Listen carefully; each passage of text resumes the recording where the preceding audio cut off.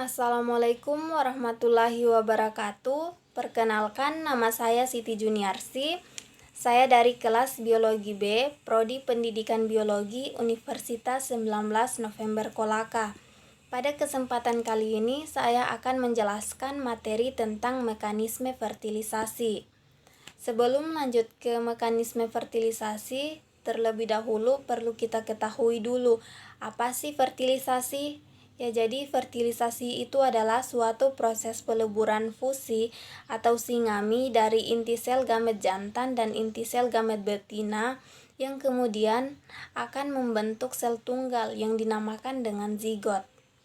Fertilisasi sendiri dapat terjadi secara eksternal dan internal, di mana fertilisasi secara eksternal adalah fertilisasi yang terjadi di luar tubuh induk. Contohnya pada katak dan ikan. Sedangkan fertilisasi internal yaitu fertilisasi yang terjadi di dalam tubuh induk. Contohnya pada reptil, mamalia, unggas, dan lain-lain.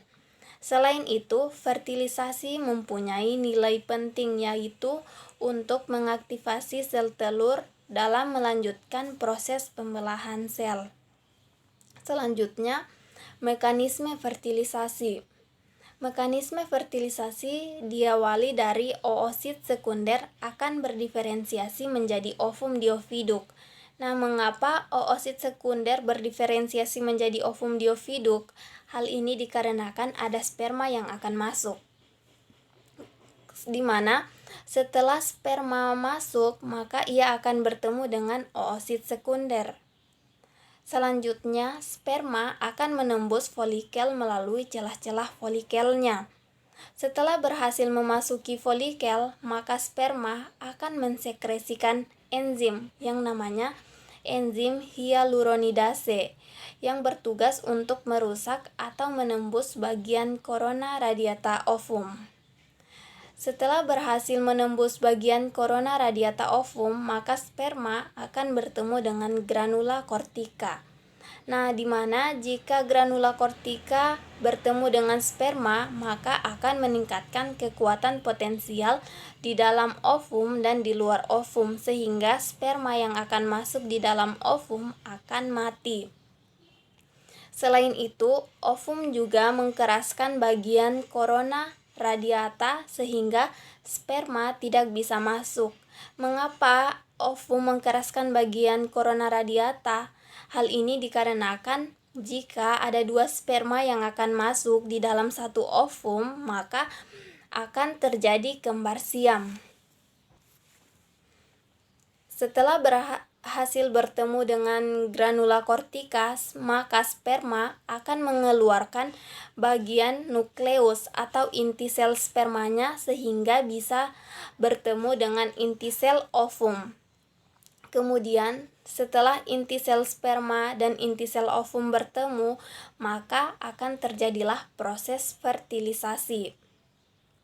Setelah terjadi proses fertilisasi, maka ovum dan sperma tersebut akan berdiferensiasi menjadi zigot, di mana zigot ini akan membelah menjadi dua anakan sel 4, 8, 16, dan 32 atau disebut dengan tahap morula. Setelah itu, morula akan berubah lagi menjadi blastula dan mengandung blastozoel, di mana blastozoel ini akan terbagi menjadi 3 lapisan, yaitu lapisan ektoderem, mesoderem, dan endoderem. Pada bagian ektoderem akan berdiferensiasi menjadi sistem indera, endoktrin, dan saraf. Pada bagian mesoderem akan berdiferensiasi menjadi urinaria, sistem reproduksi, sistem rangka, dan sistem sirkulasi. Sedangkan pada bagian endoderem akan berdiferensiasi menjadi sistem pernapasan dan sistem pencernaan.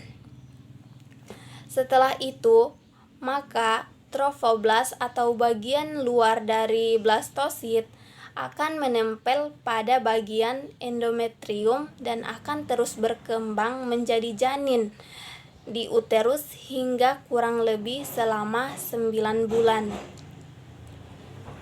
Demikianlah penjelasan singkat dari saya mengenai mekanisme fertilisasi. Kurang dan lebihnya mohon dimaafkan. Akhir kata saya ucapkan billahi taufik wal hidayah. Wassalamualaikum warahmatullahi wabarakatuh.